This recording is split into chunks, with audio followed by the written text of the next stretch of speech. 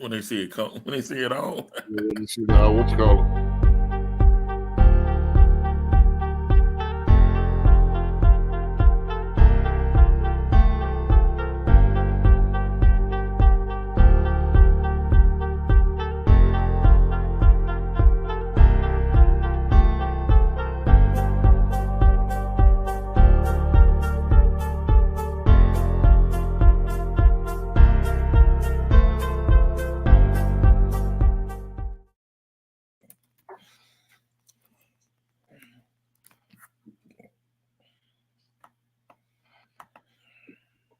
All right.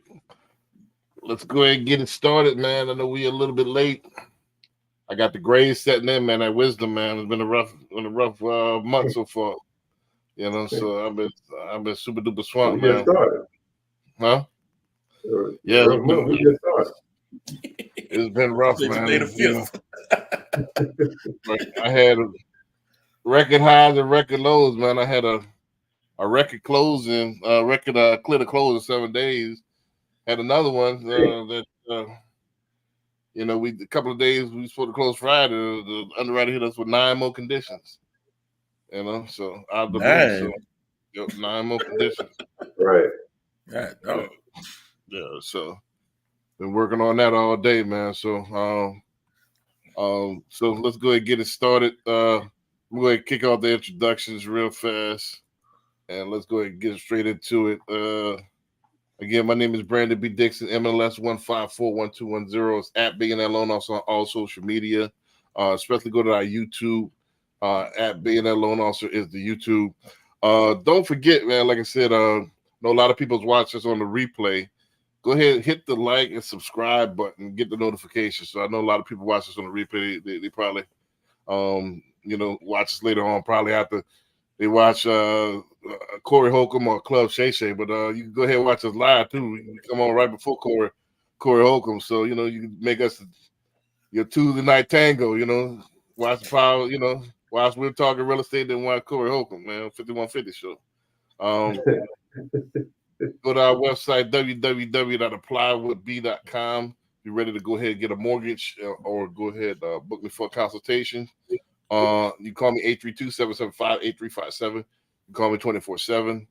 Also, if you want to book me as a luxury agent, you're ready to buy, you're ready to sell, you're ready to lease, www.brandonbdixon.com.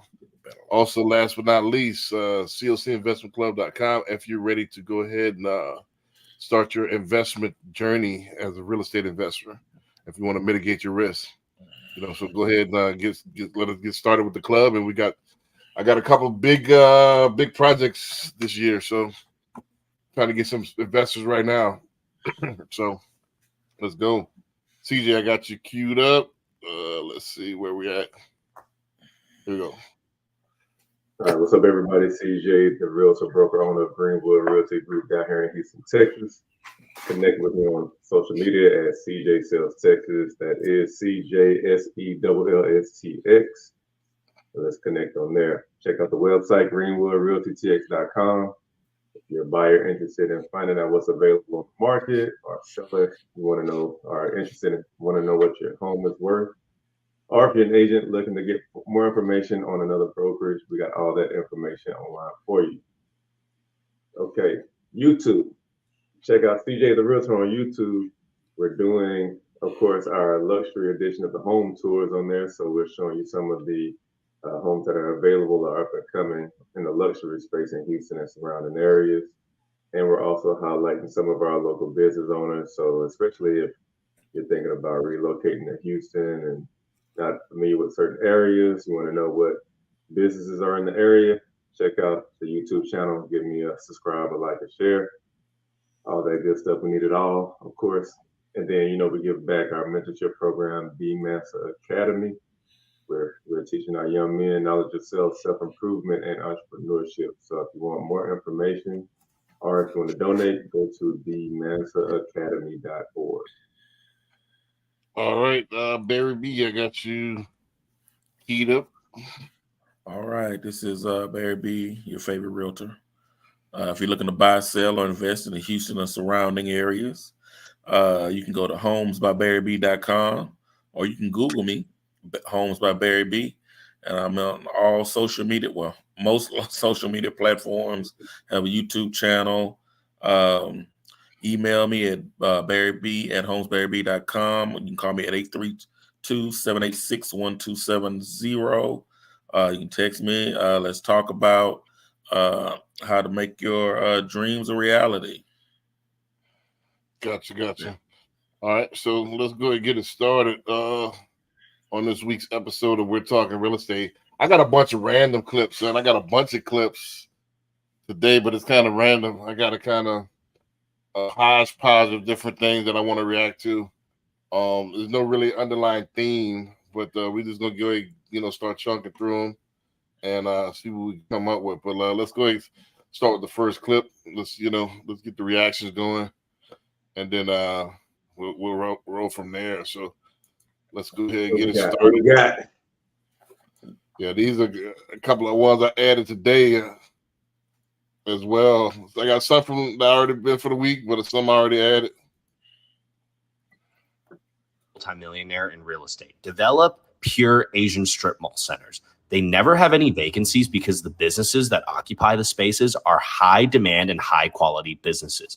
As you can see in the video, the parking lot is massive and is fully packed. Areas like the South Bay area, SoCal, Irvine, and Vegas nailed this niche. Phoenix, Arizona should be next if you were to follow the development trends in specific areas. Go develop some Asian strip centers. Here's how you're going to get rich and become a multimillionaire in real estate. Develop pure Asian strip mall centers. They never. I wanted to make sure y'all get the beginning of that as well. So the different strategy. I never thought about it. I thought about maybe getting a Chinese restaurant spot. You know what I mean? But because I see them things always flooded, especially in the hood. So I thought about getting a black and Asian spot. I could do some fried rice, but then I'll get somebody to do some fried rice back there. But never thought about just leasing it, making a whole strip mall. That's smart. It's kind of using it against them. I mean, going with the flow. I'll let y'all react to that while I load up this next clip, and I'll say my 2 cents to them. I think that's smart, me. But go ahead, run it. I'm just thinking that I'm thinking that if an Asian mart or Asian strip center or whatever, those people are going to want Asian people running it. Well, I got my I think man. it's going to be kind of hard to have some brothers running it and say this is an Asian mart or Asian center, and the people that run it are black. No, we got people that's in the brokerage as affiliates that can serve as surrogates. Okay. What I mean? I understand. I think it's not just, you don't necessarily have to do an Asian one, but just make sure it's in the right location and picking the right type of businesses to go in there. Yeah, that's good. Yeah. You can put that baby anywhere as long as you got some good walkable traffic, good, traffic via vehicles, and you put the right type of companies or stores in there, it'll be successful anywhere as long as that location is right. Mm-hmm. Yeah, that location is going to be that'll probably be the number one thing, making sure you get where that traffic is going to be. Yep.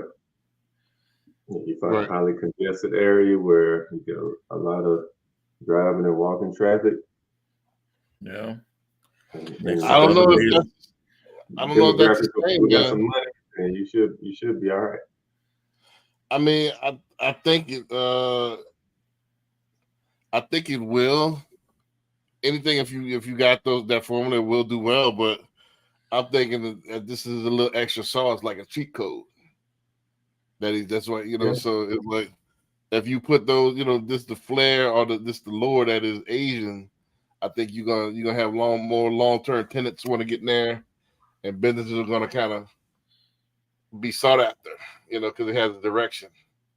Yeah, I think any demographic where you have the majority of the people supporting their own, and you got a big recirculation of their dollar in their community. There's a couple of different, backgrounds that do that. So it don't necessarily have to be Asian, but somebody like the ones that do, I think go after them. Right, right. Yeah, they have to support their if it's in their community, if they have to have that support, because you can have a quote unquote Asian place somewhere where nobody's supporting it. You can put it in the middle of somewhere else and nobody's supporting it, and they won't be as successful. Right, right. Yeah, you got that baby in the middle of Chinatown, and you put all Chinese stores in there. You should do well. Right, right. Let's go ahead and get to the next one real fast. Because again, I got quite a few of them. Again, it's like a high spot. This one is a good one for Patrick. So he hasn't popped up yet. So, but this is real. I think I had this one in mind for Patrick. So it looks like you made $1 billion this year. We're going to tax half of that. Actually, you can't, because I didn't earn any income. My company just went up in value, and that caused my shares in Amazon to increase, which is why it shows that I made $1 billion. Okay, good try, but eventually you're going to have to sell your shares to get spendable money. Then we will hit you with capital gains tax, which will tax you based on how much your assets went up in value, in this case, your shares of Amazon. Well, what if I just never sell my shares? I mean, you could do that, but then you aren't going to have any money and you wouldn't be able to actually buy anything. Nope. When I want money, all I have to do is take out a loan from the bank and use my assets as collateral. In this case, I'll put up my Amazon shares as collateral that the bank can take from me if I don't pay them back with interest. Now I get my money and we can't tax you because debt is tax-free. Exactly. Well, won't you have to pay back the loan? How will you have enough money to do that? Well, first of all, I get super low interest rates because, well, I'm so rich. Plus, Amazon will almost certainly grow enough to pay back the loan and more, and overall, it's still way cheaper than paying tax. Geez, that's smart. Where'd you learn that? Oh, well, it was easy. I just followed. Okay, you don't have to follow me, but it would be nice. Jeff Bezos. It looks like. Wow. So yeah, this would have been perfect for Patrick, but again, I'll go ahead and open it up to y'all. Let y'all But go one ahead. thing he said there at the end, that I guess I would, I guess that's a Patrick question, is when he says that when he asked him, how are you going to pay it back, and he said, well, the value of the shares goes up or something like that. He said, right. But if you're not selling it or anything, that value doesn't mean anything. Well, I don't think he's referring to the shares itself on that part, because he makes something. So as a business grows and grows with valuation, I'm pretty sure that he'll stand to make a little more money on his salary. I'm pretty sure like he's just not taking a zero salary and just banking on the shares. Right. Oh, okay. Yeah, he's probably but I was thinking how if you're not making anything, you're saying, hey, I'm not making money. I'm worth $1 billion, I don't have $1 billion, but how you gonna pay a loan back if you don't have it? Yeah, if you pay yourself the bare minimum to stay up below the radar, and if the company grows and your salary grows a little bit, I think you still stay below that radar. Right. So I could take me $100,000 out and still, not get taxed too much on that, and as opposed to paying tax on $1 billion. You see what I'm saying? Mm-hmm. And I'd rather pay taxes on that, and then use that as my W-2s, and then pay that back with my loans or whatever. So, and then like I said, it's all gonna kind of wash out. So again, Patrick can get in more details with it because, like I said, he's the fiduciary on it. Right. However, because we in no way are not trying to give any financial advice. Right. Don't look over here. We'll sell you some houses and some properties.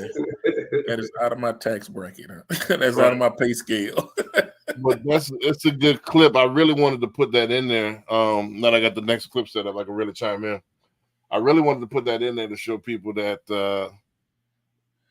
that when people have these successful companies, they don't play by the mind frame is different. It's more of a strategy than what we do. We work and then we wait at the end of the year to go to H&R Block and see how much we can get back. Like Patrick alluded to a couple of weeks ago that, hey, we just giving the government a no interest loan. So we got to start strategizing on tax as part of your income, as part of your job, is to have tax strategies where you can pay less taxes. There's all kind of rules and stuff for you to get out of paying taxes. The government incentivizes you to start businesses and to start to grow the economy, stuff like that. So you got to start taking that into consideration. So I'm just showing how to success. There's a reward for taking the risk and starting a business, right? And you get rewarded with tax breaks, but at the same time, you creating jobs and helping the economy that way. So, right. I know a lot of people don't like when the wealthy don't get taxed, but at the same time, where's the happy medium, because they're the ones providing jobs for people. Right. So yeah, that's what the show. Like most of the, you think that these wealthy people that's paying taxes like you are. No, they actually, there's all kind of ways to get around it. And in order to get to the top, you need to start strategizing and using the tools that's available in order to get there. And one of the biggest, that's why the IRS be on you when you $5 short on your. They coming for their money because the ones that do have it not paying it, so they coming for you. It's a lot harder to do with the W-2. I know. Right. Well, W-2, if you just got it where I think Hyman and I had a disagreement about this a few weeks ago. Like, I think this is the way our grandfathers and grandmothers did it. I think those days are there. There's too much information out there now. Like, we didn't have the information about taxes where we could learn and stuff like that. Now the information's out there, so you gotta strategize better. Or you can just pay the government and give them these tax-free loans and let them get rich off your money, or you can strategize and take that 30-40% every year and make it useful. Put it in your hands. Put it into your last name. Let's go to this next clip. This is a good one for Hyman, but again, let's see if we could. I had Hyman in mind with this one. Well, we all could chime in on this one, but this one is a good one. Imagine investing in real estate and being able to leave your 9-to-5. Listen, y'all, I bought this property here for $35,000. Once it's rehab, it's on a cash flow of $72,000 a year. That's more than any job is going to pay you without having to spend 40 hours a week there. Now, listen, I cannot teach you everything you need to know in this short video. So I want to invite you to join me for 5 whole days where I break down how to find properties, how to get the funding for these properties, and how to find property management companies, and how to even rehab it. So make sure you join me for 5 days in my upcoming challenge. So click the link below to sign up. Imagine investing in real estate and being able to leave your 9-to-5. All right, so is she capping or rapping? I mean, 8 units for $35K depends on where she is. Yeah, it depends on where she is. That might be a tear down. Yeah, this is just totally shot inside. Yeah. So she got that in Vicksburg, Mississippi somewhere. Yeah, I don't know. I don't know. She came. I mean, the overall concept is right, but 8 units for 35,000. Right. Yeah. So that she probably just got the land. That's just the land. You need to tear that thing down and go. Or maybe she's just standing there, and that's not actually the building behind her. 35K for commercial land is low, depending on where it is. So that's what I'm saying. Like, depends on where she is. She didn't say how much you got to put into it. She didn't say she got to put. Yeah, she didn't say all that. Right. So she just said you got it for 35,000, and then she said after she finished, she gonna yield $72,000 a year. But she didn't say that. She may have to, and then like if it's 8 units divided by what's that, 72,000? That's what, 900. Wait, both of y'all talking at the same time. Oh, I'm sorry. No, I was saying 8 units at she's talking about 72,000. Was that like $900 a unit or something? Comes up about 900. 9,000. 9,000. Right. So 9,000 a year. Divided by 12 is what? If you rent it out. No, yeah, divided by 12, so Yeah, that's seven something. $700 a month. That's $700 a month. Yeah, that's some. So that sounds That's like the hood to me. Yeah, so gotta be in the hood. Gotta be something, Yeah. you know. But 'Cause you already know, Barry, ain't nothing going for 700 in Houston. Right now. 700 a month, man. Right. You ain't even Right. getting in Guns Point for 700 a month. You renting out a room. I looked for some military woman that came in town. There are apartments out there for 900. Really? Not 7. There's 1 bedrooms. Yep, they got 1 Now, bedroom. some people have been renting their rooms out in their homes for that much too. I did a look. I got a list right now. They got at A-Leaf. They got 1 bedroom apartments for $900. No, we talking about 7. Huh? You said 7. Yeah. I know 7, but it's not that far off. $200 is a lot to somebody that's looking for 700 a month. Yeah, Right. 900. Yeah, you can. I mean, it's gonna be like you say, A-Leaf. So yeah, it's gonna be. Right. Yeah, with stainless steel appliances, they got some, 1 bedrooms, out there. And A-Leaf, I did a look the other day. Yeah, for 9, but not for 7. Right. 7 gonna be. I mean, the overall concept, is 7 gonna be them old white appliances. You might not have a microwave, and it might come with. Oh, you're getting the bare minimum now. you getting the I door. remember You getting the door. You getting a doorknob. The lock might not even work. My first apartment in Houston in 2005 was $435 a month. That was almost 20 years ago. 20 years ago, though, bro. Yeah. Well, I remember paying $550 a month for a nice 1 bedroom with a den area. I loved it. Right. This was in Braidwood. This was in Braidwood.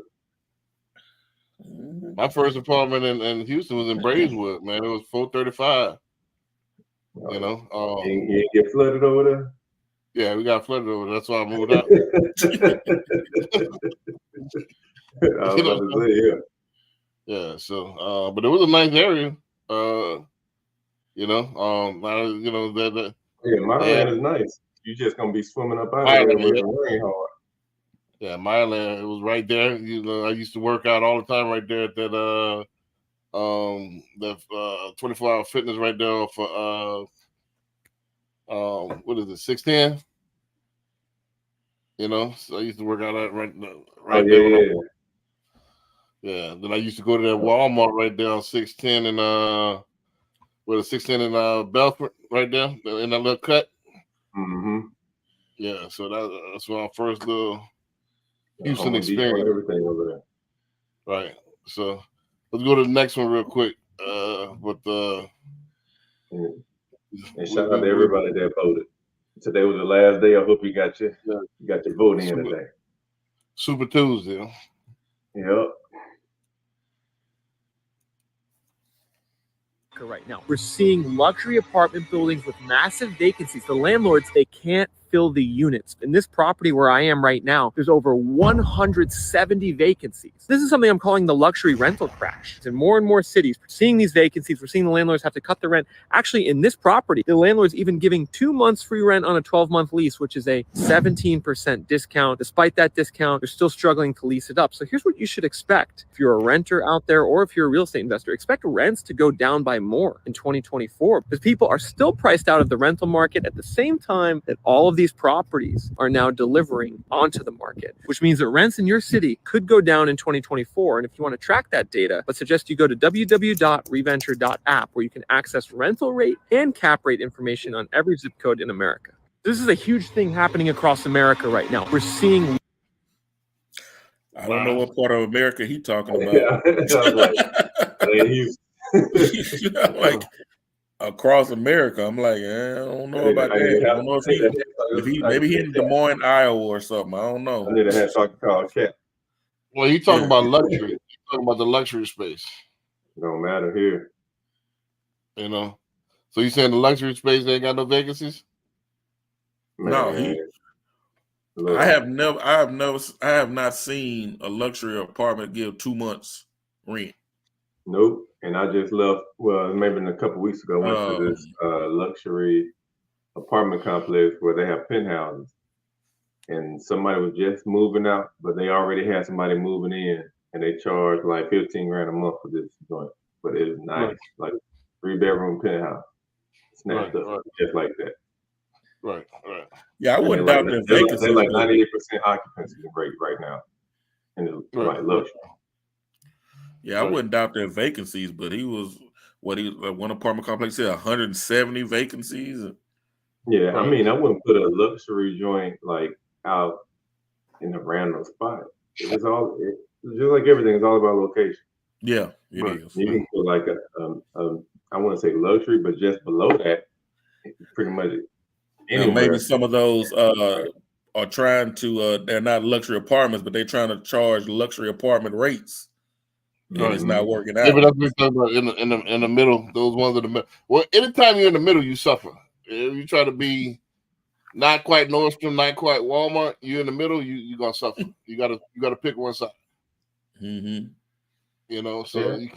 you can't fake the funk and be luxury rates. You know, and So that's- they should be just like we do CMAs. They should be doing that with the rentals in that area to know what if everything else out there is 1,500, you can't be charging 5,000. I mean, Yeah. And those that look like $5,000 on from the outside. yeah, I mean, he was they saying look luxury, like- and they look like just yeah, those regular. they look like right there. normal apartments to me. Nothing. right. Now I didn't see he didn't show the inside, but I he mean, might have been in Detroit or Cleveland somewhere. You know what I mean? So you never know.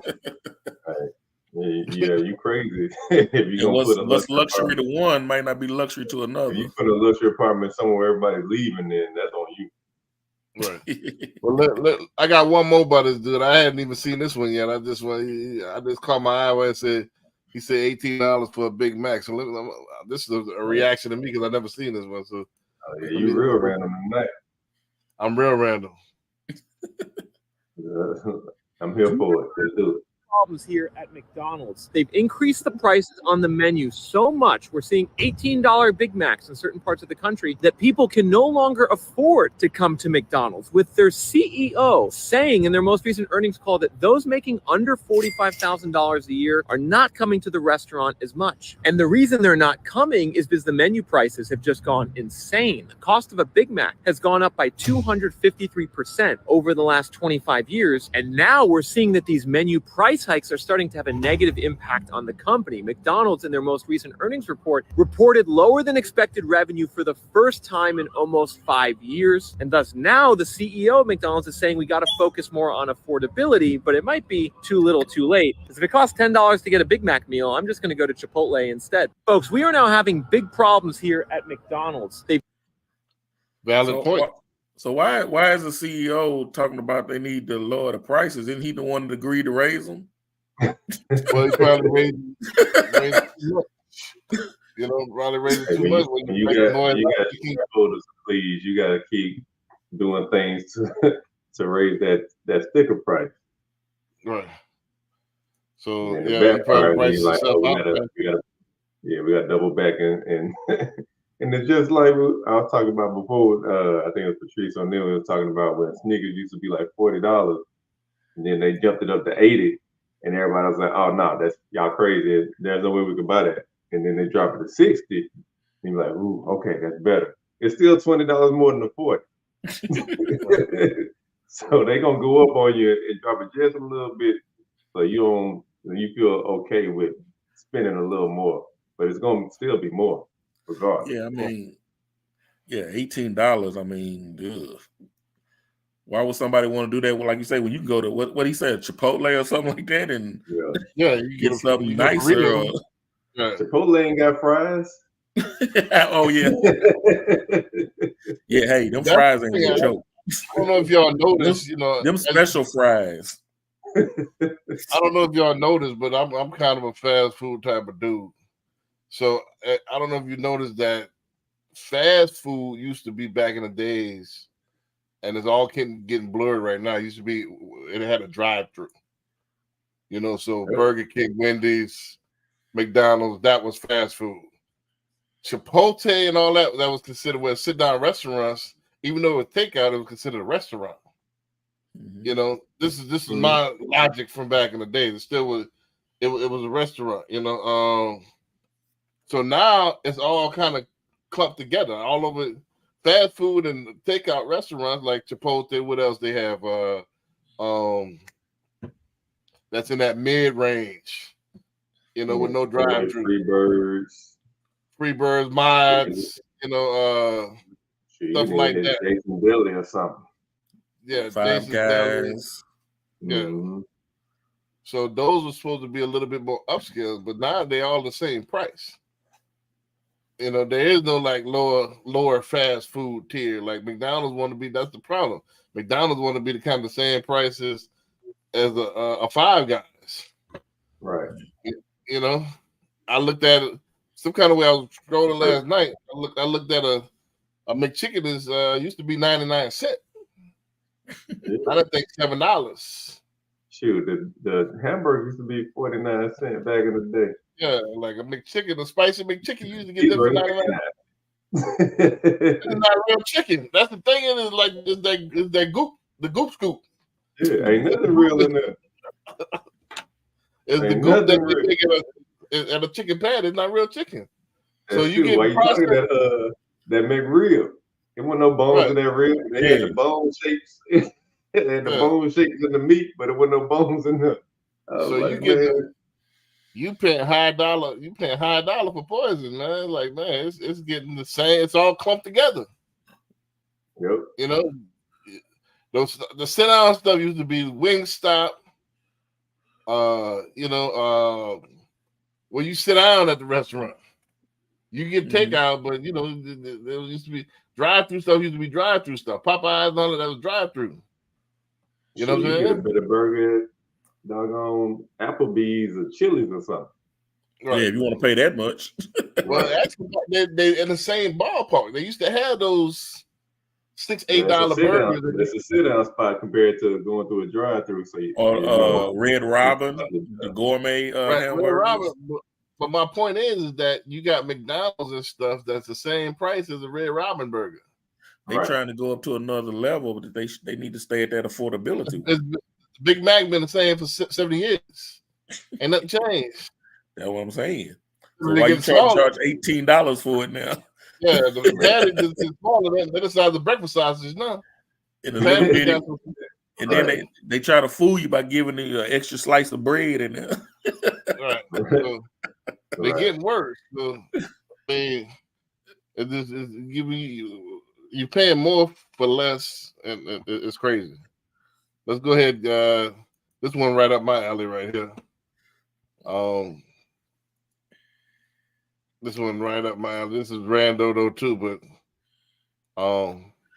where did this dude leave? Oh, okay. I do it. Many people in Dubai buy off-plan instead of secondary market. Off-plan means when you buy it directly from the developer.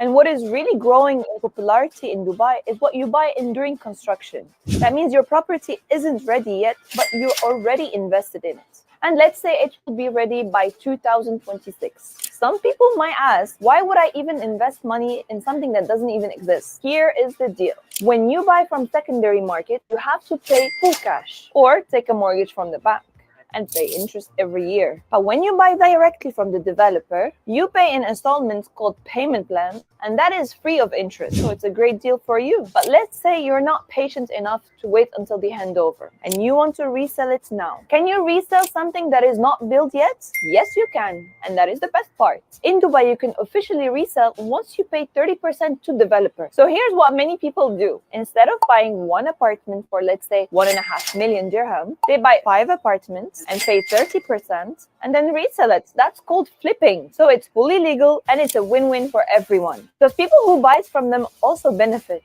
Because once the property is handed over, the capital is appreciated. So the first owner makes money and the second as well. So if you want to buy off-land, don't hesitate and reach out to me. I bought a... Yeah, so that's a little bit different in Dubai. That's That's different in the United States. Yep. You know, so Now, you don't I want to get see into that one. I see something similar, not quite, but with like the brand new condos that pop up like in like the River Oaks, Upper Kirby area where, you know, there aren't any to buy. And they're like a year or two away from fully selling that thing out. They'll sell them, but at the same time, it's still not directly through the developer though. Yeah. Right. So I have when I went to Washington D.C. right over in Arlington, you know, that's you know, you got to have money to live over there. And they were telling me about some like a condo establishment where they had sold $800,000 condos before the building was even built. Right. So yeah, but Yeah, like yeah, yeah, I too. mean, I don't know if that's, you know, this kind of arrangement, but I mean, there are people that buy something that hasn't been built yet. Now that not being built till 2026, and once you get 30%, you can sell it, and that's interesting. Right. So yeah, with the Yeah. flipping, Yeah. that's one thing that's different where you could sell an interest in it. So you know that's where saying they buy 5 at a time and making money off the second hand. You know, so that's one thing that's interesting. Man, you come with last few skip, man. We'd have been through about 10 of the things, man. But, No kidding. Better late than yeah, never, baby. yeah, better late than never. But now we getting into this thing about Dubai, man. But yeah, Dubai, you could buy interests of properties before they even built through the developer, and then you don't have to have it to pay it for. All you have to do is put 30%, and then you could sell it. You could, it's called flipping, and you can flip that to somebody else for profit. So people are buying 5 apartments, 5 condos at a time, and then putting that 30% down and selling 3-4 of them, and then living in the one. So by the time they pretty much done, they got to put 30% down. They get somebody else to buy the rest of it for it. So that's smart. They got all kind of rules, man. I put this clip in there for one simple thing, is that we got to think bigger than just the United States. I think international. Oh, yeah. I say this every week. International real estate is where it's at, just because of the fact that I found out a while back that if you got an HOA, you don't own the land. You never own the land. Even if you have a allodial title, you still renting. So but you could go other countries and there is no tax like that. And where once you own property, you really own the property. So that might not be the case. Yeah, in Texas, finding a house that you can still own the mineral rights to is non-existent for the most part. Like, Unless you got a allodial title. You say what? Unless you got a allodial title. And how can you see that? Yeah, you don't really see. You gotta know exactly what I'm talking about first. But if you have a allodial title, you don't really own the land. Yeah, you own the surface. Right. Anything below it don't belong to you. Yeah, everything above it, yeah, you own that, but everything below it, you don't really own it. You know what? And going off what you said, I guess this might be a good thing to talk about at another time. It was a guy I know that said that since this American Dream thing is just marketing, that and going back to, you don't own anything. You can pay for your house in 30 years or however, and you still don't own it, because they can take it away from you. Well, and what they could do, we got a little debate, a little debate about how they push this American Dream, buying a house, but it's not really that. It's more of the investment, not the living in it. Right. I think I've seen that one as well. I seen one of those videos about California where they're trying to get the original property owners back their property because the government in California claimed eminent domain, saying that they were going to use it for like a parking lot, but end up putting a hotel on it. Right. So well, what we're talking about is the overall bigger picture that most parts of the United States, you're never going to outright be at rest. Meaning that No. if your Yeah. heirs miss that property tax payment for a certain amount of years, they can come and take it. Yep. It's not quite the same as in other countries. Once you own it, you own it. Nobody can Yeah. take it from Yeah. you. You know, so it's like that in Jamaica, I believe, and there's a few other, a lot of other countries actually. Just United States is that they got this property tax thing, and you don't pay that tax, they come and take it. Yep. I mean, that's why I went and got my CIPS for the international, bro, because it's not just like finding properties there. It's people that want to come here too. And they don't have the access and they don't have a contact for somebody in the States to help them find a property. Right. So it works both ways because we still got an influx of people relocating from other countries outside of the whole immigration debacle. I think you should diversify. You know what I mean? You should look into just not the United States, get out of your comfort zone. I think Dubai, like she said, they got a lot of benefits being a citizen in Dubai. Free education, free this, free that. You got virtually no crime. So shoot, Canada got free healthcare, and they just on the other side. You just got to drive over there. Now they wrecked Canada's economy in the last few years.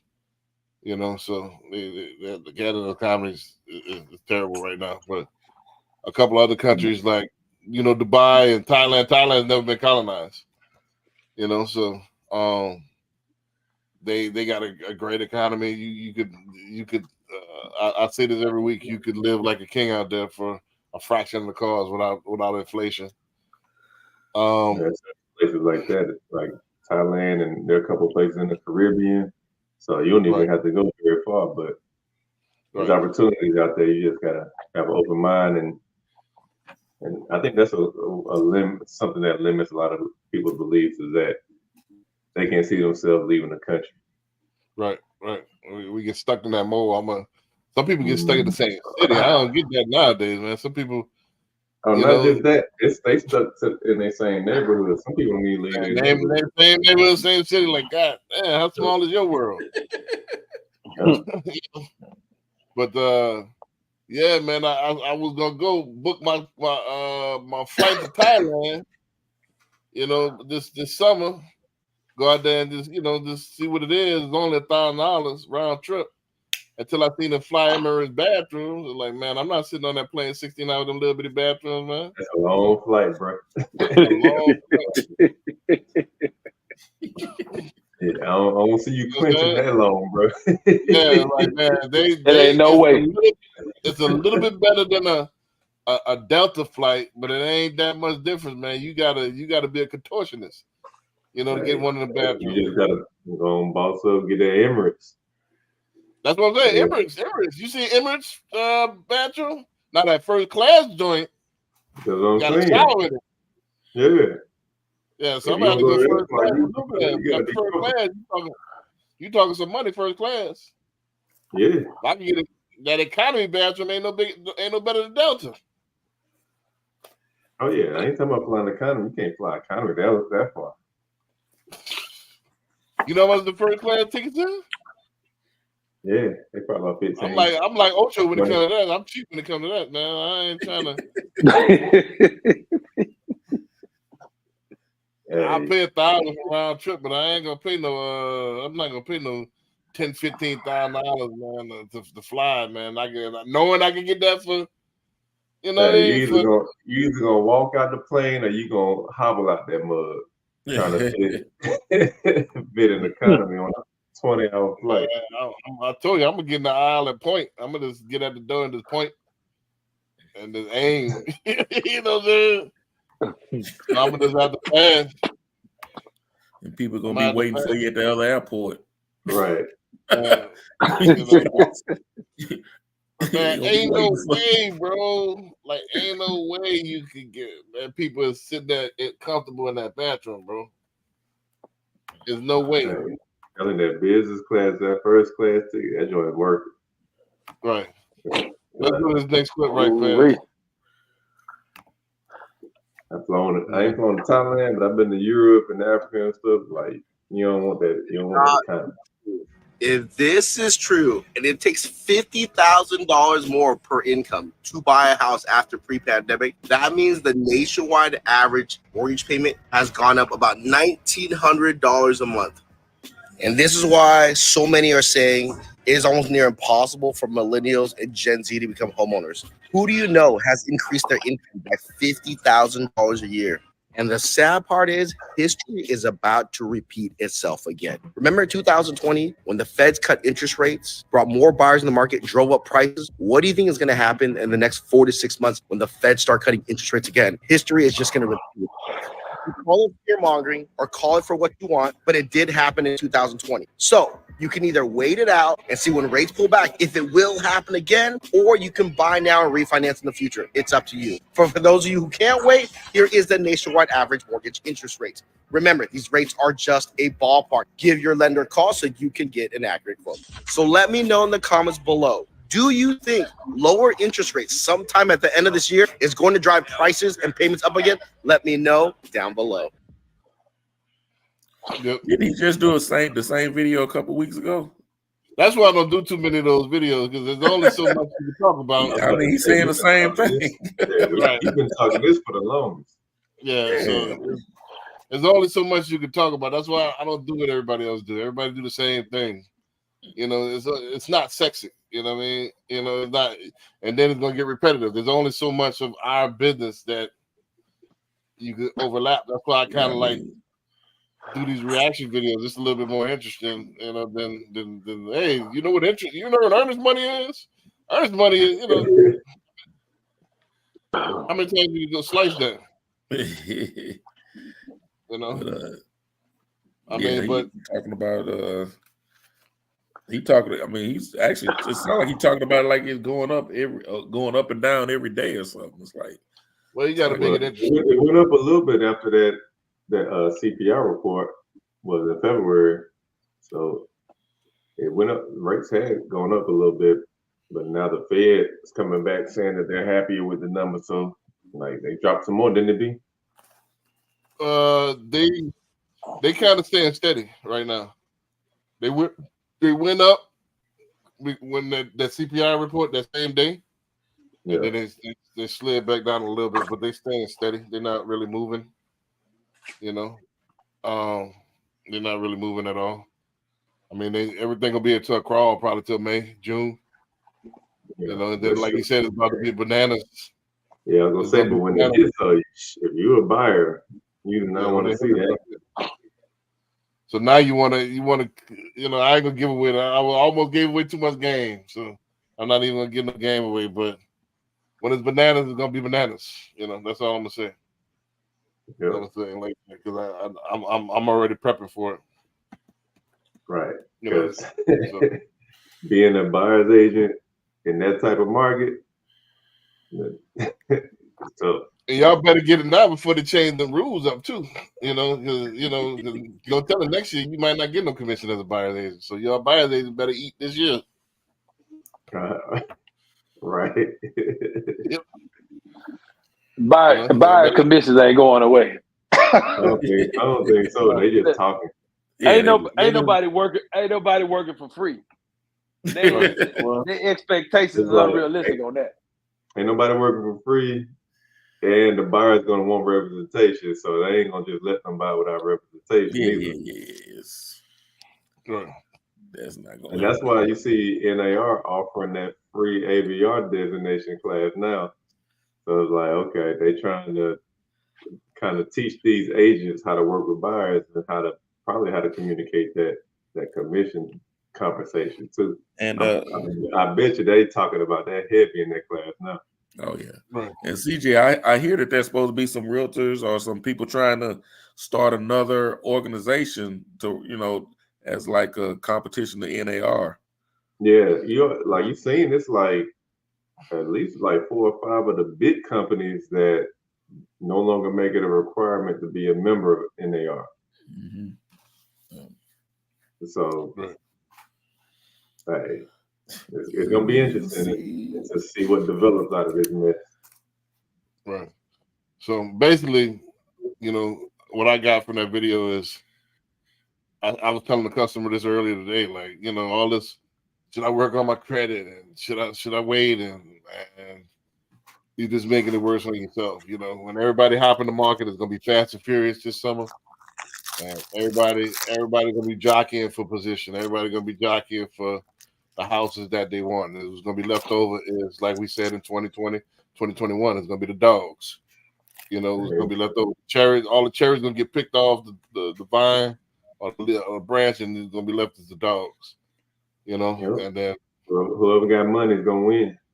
Exactly. So you're gonna pay now or pay later. So which one you rather do? You know, so I'd rather get the house that I want on a discount and then, you know, pay that couple of months extra a little bit higher payment than refi that thing down. You know, as opposed to paying, you know, 15, 20, 30 over sticker, you know, coming out my pocket. Yep. You know, so this pay now, pay later. If you like, you know, even do this. No, you're saying it wrong. You pay now, you're gonna pay more later. Right. Right. Yeah. Fact. The summertime price is not gonna be today's price. You're right. Let's get to this. I got two by this guy right here. I wanted to kind of these. I seen these, but it was a while back. Let me go ahead and rerun. Got two more. Then we can roll up out of here. Man, Corey, we missed it last Friday, bro. Deal on a house. You know, all them houses going that he wants when we drive through the neighborhoods. People are like, "Oh my God, look at that house." Those are the ones we want. Somebody saying, "Hey man, I don't want this house. I'm neglecting it. I don't see any value in it. I wish somebody would just come and buy this. It's more of a headache to me." You ever had anything that was a headache to you? Mowing the grass is pretty annoying. Okay, what would you do to get rid of that problem? You would pay somebody to do it. Okay, that's much like somebody having a house that they don't want. They just want you to take the problem off their hand a lot of times. So sometimes they'll owe a bank. You can come in and you can negotiate the mortgage down, or you can just buy it from them at a very low value. Hey, Dad, how do I find a good deal on a house? You know, all them houses that nobody wants when we drive through the neighborhoods. People. Did you say Dad? No, it sounded like you said. That's exactly what he said.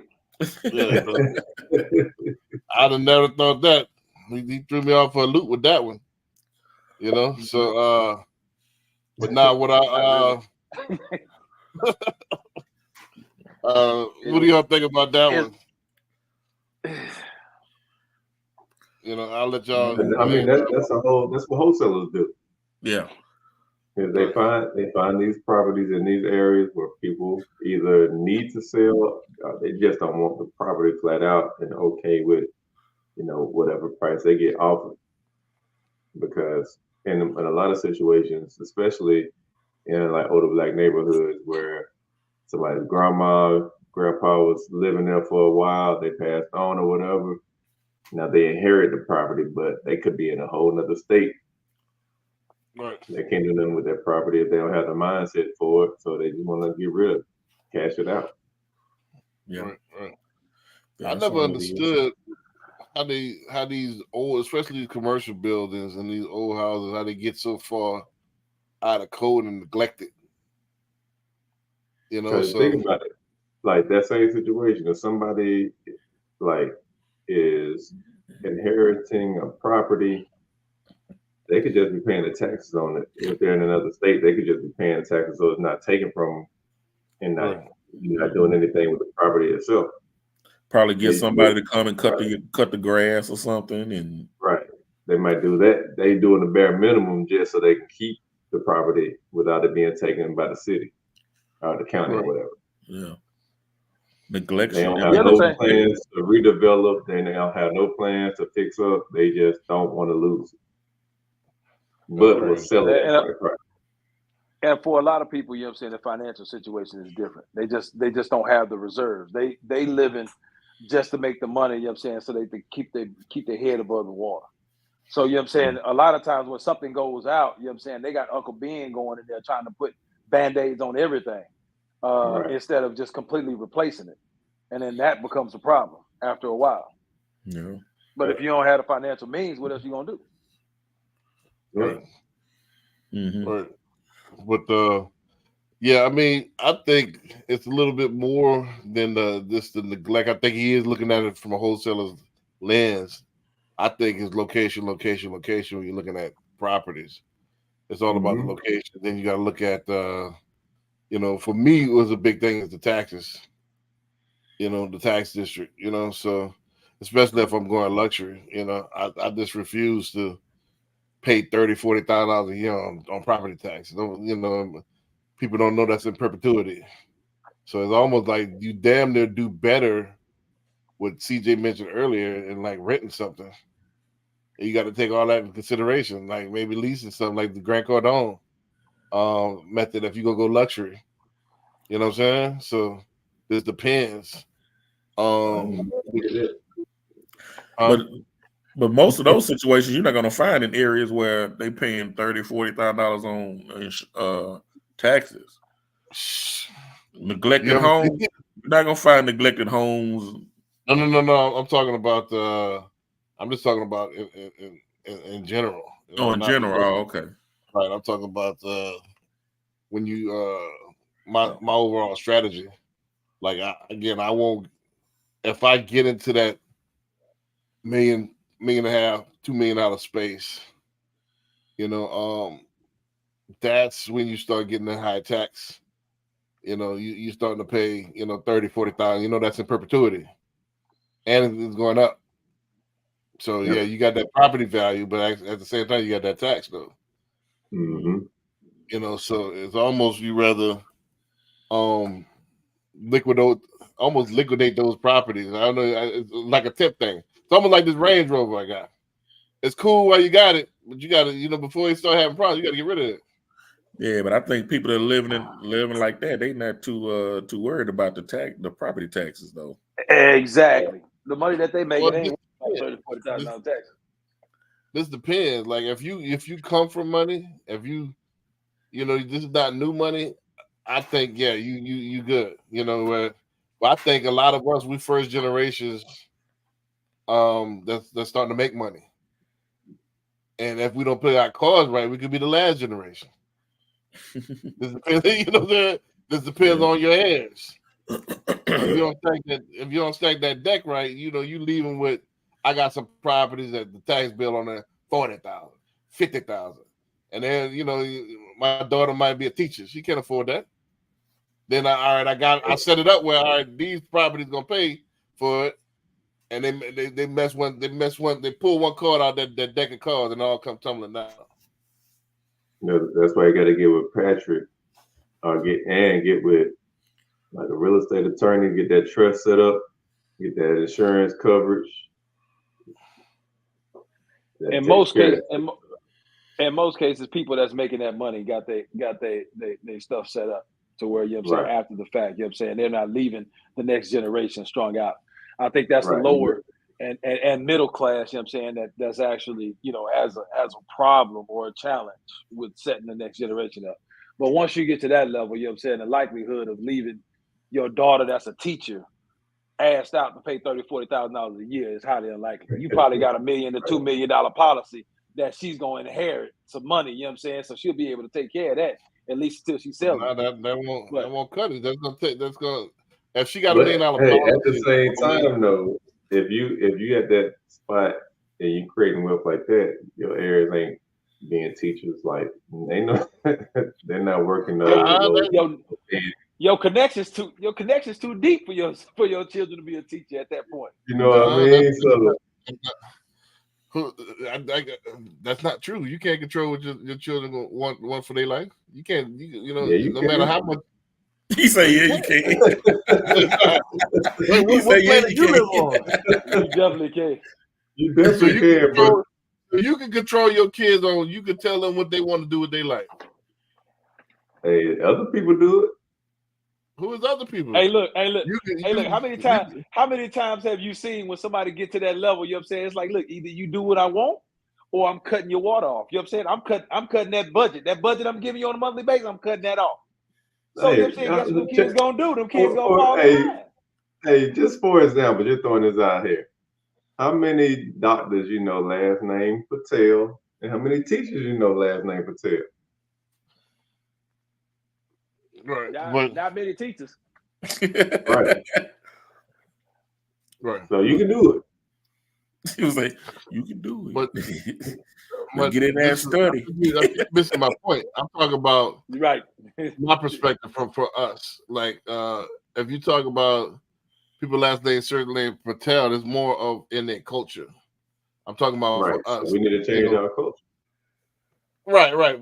I'm not talking philosophically. I'm talking really like people, really a narrow niche of people like me. Like we're first time. We are the first millionaire in the family. We're the first one to make it. How do you overturn that? And where you first generation, so we need to learn somewhere. We didn't come from. We didn't come from where it's already embedded and then baked. It's baked into the family, and it was common knowledge. All right, we do this, that, and the third. So this show is set up for people like myself that are we seeking the knowledge on where do we go. Man, the same way Master P paid Michael Jackson the trainer to learn the game on the music side, we could do the same thing. It's already been done elsewhere. All we need to do is tap in and find out how they did it, and instead of trying to reinvent the wheel, do what they did. But this is the part of the podcast. The main thing, again, I had my daughter when she was here during the weekend. We sat down and watched my podcast. She gave me some critiques on, because she's from a different generation. One of the main critiques is that you learn stuff, but at the same time, we need to make it to where it's coming from perspective from our perspective, a little bit pointed, and I want people that's coming from my perspective, is in my shoes, to learn.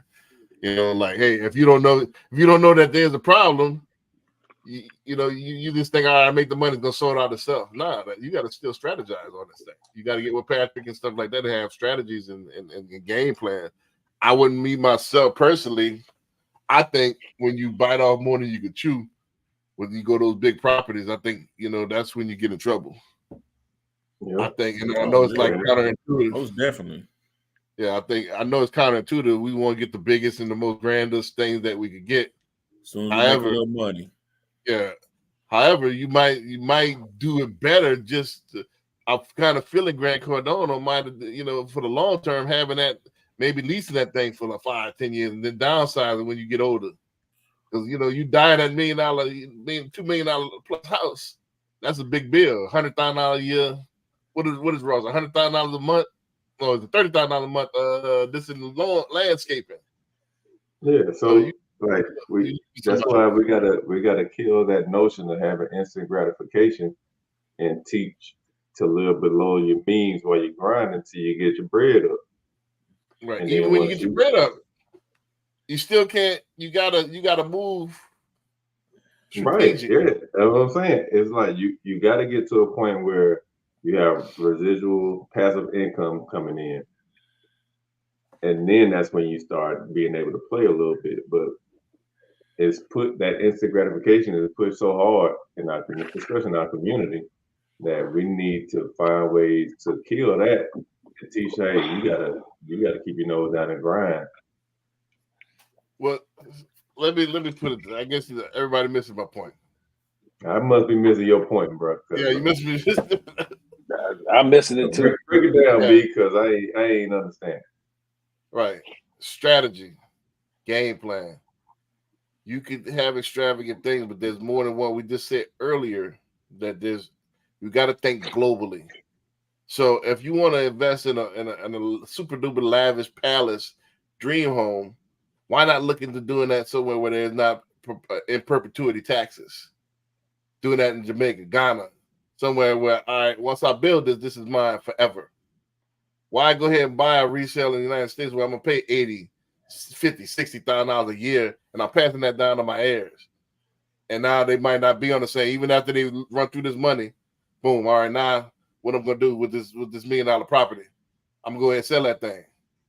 Well, why not stretch it out and go, all right, well, I got a $1 million property, which is gonna be $5 million in Ghana somewhere. I'm getting more bang for my buck. And then once I own that thing, I own the whole block. I don't have to pay taxes. So I'm just talking about strategizing that's better than what our parents had, because we're in a whole new global game. Does that make All right, sense? so how's that different from what I said? No, I didn't say limit what you're doing to the states, but at the Right. same time, since a lot of us are first generation coming into money like that, it still has to be some kind of pass down of education. Right, and that's what the purpose of the podcast is for. Like, all right, we need to learn. Hey, a lot of people don't look at it this way. You didn't. All right, the first thing we thought is to get that big property, but you don't know that. Hey, that big property comes with big taxes. Yep. And you go get that's forever, and it's increasing. Yeah, it was a reason why it took. I don't know. It took a long time for Evander Holyfield to sell his property. Rick Ross ended up buying it, but that was years. Right. Just like Jordan's property in Chicago, I don't even know if it's sold yet. Right. Years. Yeah. Right. You gonna sit on that thing for years, like Yeah, what I mean? So, and it's just accumulating. Yep. This age of information. This age of being connected to people globally with just your phone, so you don't even have to fly nowhere per se, just to make connections. Right. So I say let's look at a holistic strategy. I don't think big luxury properties, permanent in your portfolio is smart. I think the mid million under. Maybe this depends on where you live. If you live on the coast, maybe a little bit more. But when you get into those 4, 5, 10, nah, that's not smart, Playboy. I don't know. I wouldn't necessarily say that. I wouldn't necessarily say that. When you're in the spotlight, Houston, Miami. When is a $10 million besides Miami? When is a $10 million property smart? So you went from one in to any 10. situation, right? In any situation, you know what I'm saying, it's gonna be better to own the property more than renting it. Now, you can sit there and talk in hypothetical all you want to, but there's a reason Jay-Z just went to California. Him and Beyonce went to California and bought that property. Bought 250 million, whatever case may be. There's a reason Rick Ross owns his home in Miami, you know what I'm saying, and Atlanta too. There's a reason why T.I. owns their own home. There's a reason why these millionaires own their own home and not just rent. So you can't just sit here and say, oh, well, you know what I'm saying, it's better to rent it once you get over $1 million, because the history tells us different. Historical data tells us different. So but just like we said, though, it's all about what situation? You dodged my question. Let's stop right there. What situation? If you first gen, unless you 100 million, or a billionaire, what situation? I'm talking about people with intermediate money, where you stretching yourself to get that $10 million. You got to finance it, or let's say I'm only worth $1 million or $2 million. And I financed to get that $10 million property. What's it? What's it? Yeah, I was getting ready to say, if you worth $1 million, you trying to buy a $10 million house, you're already setting yourself anyway. Yeah. Well, that's what a lot of people do though too. I mean, a lot of people try to get that $1 million, $2 million house, and they only making $100,000. They only making between the $150,000. Yeah, that ain't recommended anyway. No matter. It's almost, I mean, you know what I'm saying? We talking realistic. I mean, you know what I'm saying? You kind of, to prove your point, you know what I'm saying, you kind of narrowing this thing down to unrealistic situations. Ain't nobody doing that. This is real. So to answer your question, at any point, if you can afford it, you purchase it. So I don't care what situation you put it on. If you're a rapper, if you're a lawyer, you're a doctor, whatever situation, if you can afford it, you purchase it. That answers your question. Don't do it unless you can. That's bad advice. I was like, don't do it unless you can do it twice. Right. That's bad. That's more realistic advice. If you don't have a means, you can afford it, that don't mean that's the best thing to do it. That's bad you can't afford to do it twice on, especially like an investment like that, then you way beyond your means. You never, especially if you, depending on what your job or what your business is, you might be subject to the government changing regulations, the financial industry. Like if you're in the stock market, you never know what's going to happen. So That's why you want to be careful with the way you spend your money. Like Right. just because you can Especially- afford it and now don't mean you can afford it later when times get hard. Right. But not necessarily mean that times get hard. It means that, all right, how long is this $10 million property plus sustainable? Even beyond the grave. And then think about it. This $10 million property, it looks glamorous, but all right, let's say all the amenities that cost to maintain this, the maintenance. Is it worth it? Yeah. And all right, you gotta really analyze this. Is it worth it? Now, unless I'm guaranteed, all right, I'm Jeff Bezos or something like that. I'm guaranteed I got this stock, that all right, I'm a billionaire. $10 million property, but I'm talking 10 million is cool. But I'm talking about us first generation. Us we still on the bubble, we still on the grizzle. You don't want to bite off more than you can chew. Yep. But those are analysis you should hey. be making before you buy that property. Right. Say it again. Those are analysis you should be making before you make that. If you're Right, first right, generation, but what I'm should trying you, to get at is, if you know that it's going to cost, you should be finding out it's going to cost this much to maintain this home. Instead of buying a 10 million, you might be buying a 3 million. That should be at every Look. income level. That ain't even luxury related. That's every income level. Yeah, It's I like, don't even think that has to do with luxury. But do we or do we not bite off, for the most part, especially in our community, bite off more than we can chew? Is that not a thing? Yep. It is a thing. It is a thing. But Yep. And that's what the say you're podcast is for. And that's what why I the said we podcast is got to for, is change the education. culture. Yeah, that's why I said we got to change the culture. So that's what I mean. Like, yeah, that ain't smart. Like, all right, if I'm what situation with me getting a $2 million house right now, me being a bastard, how would that be smart? Hey, not even that, B. You get your income tax and you got a couple grand. Now you want to upgrade the Toyota to a Benz. We didn't even talk about houses. We talk about something that's depreciating on you. As soon as you drive off the lot. I'm even talking about houses. We oftentimes we go for the biggest and the shiniest object. We talked about this last week. How do you catch a monkey? With shiny objects. You dump that in the hole and they try to grab it before they realize let it go. You done walked up on them and caught them. Well, I know one thing that I talk about with like my first time home buyers, we're not even talking about the $1 million homes, but if they get approved for X amount, I let them know you don't have to get X amount house. They just telling you that's what the max they'll loan you. You know, so if they say we'll loan you $480,000, that don't mean let's go look for a $490,000 house. You know, and I try to let them know you don't have to do that. You know, you don't have to get the max. A lot of people be house rich, and that's just the middle class. Even if you house poor. Yeah. So a lot of people, and it's even this middle class people. So I'm talking as people this is your first time. You're the first person in the family that's made $1 million. Don't forget that. Just because you could afford it.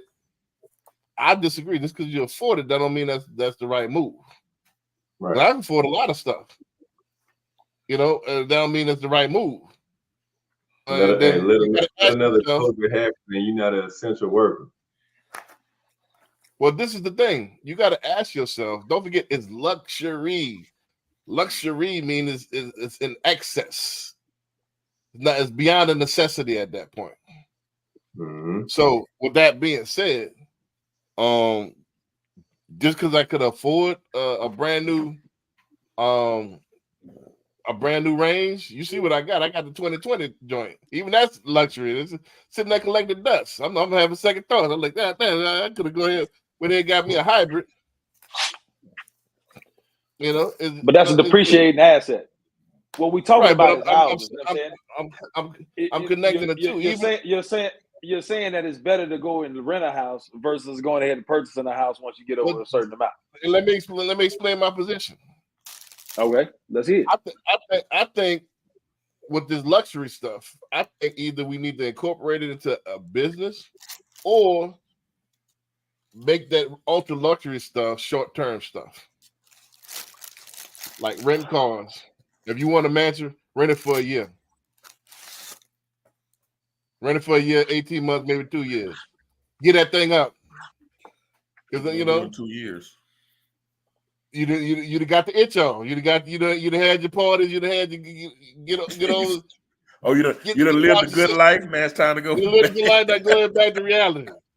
Go back to reality. You know what I'm saying? Because that bill gonna keep coming every year if you buy that thing. You done blew $250,000 on renting this house for 12 months, but you said you can say you had a good time, and you would advise somebody to do that. You know what I'm saying? But now you're not really blowing $250 because you're writing it off for taxes. You writing that thing You off. can do that if you own the house. Okay, so let me give you an example. Let me give you an example.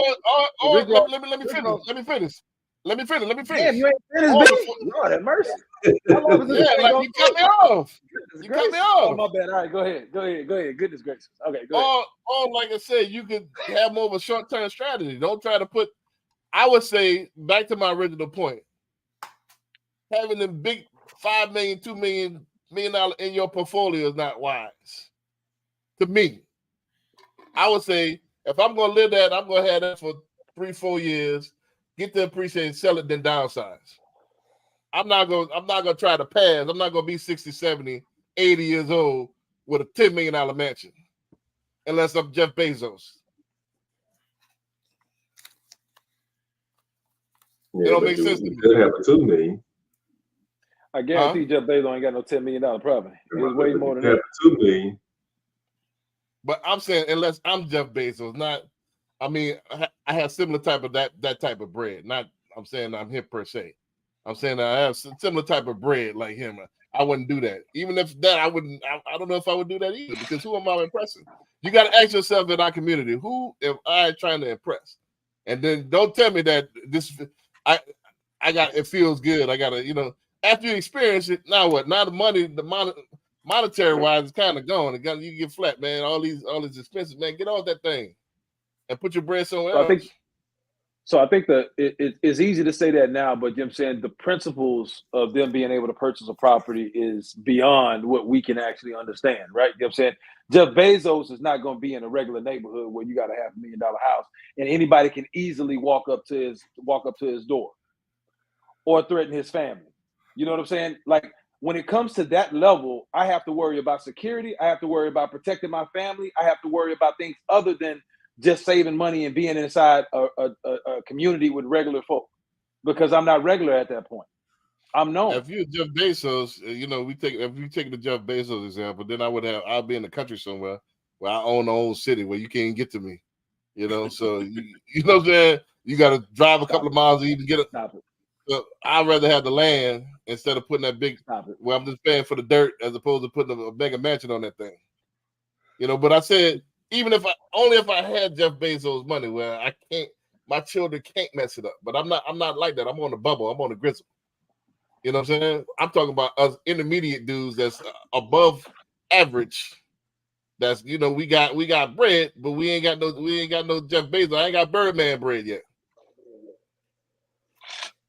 You feel what I'm saying? Yeah. I ain't in the 9 figures. I'm trying to crack the 7. I'm tickling 7. I'm a tickler. You know what I'm saying? So I ain't got the 9 joints. The 9 joints, all right, it might be something else. Don't forget, it's a big leap between 7 and 9. It's a big leap between 7 and 8. Yeah. Let's get this twisted.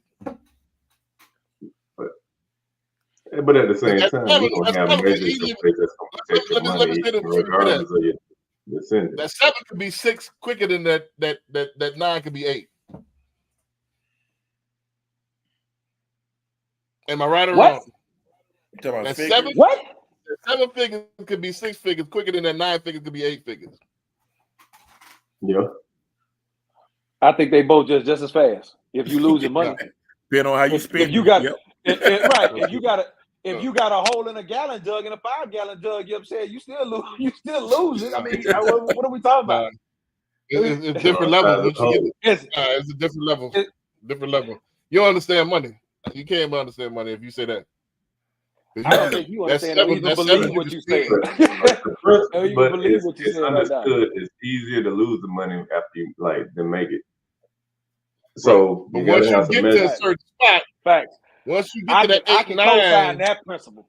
I don't know what B talking about. What you say, B? now once you get to that 8, 9, it's a lot harder to go down.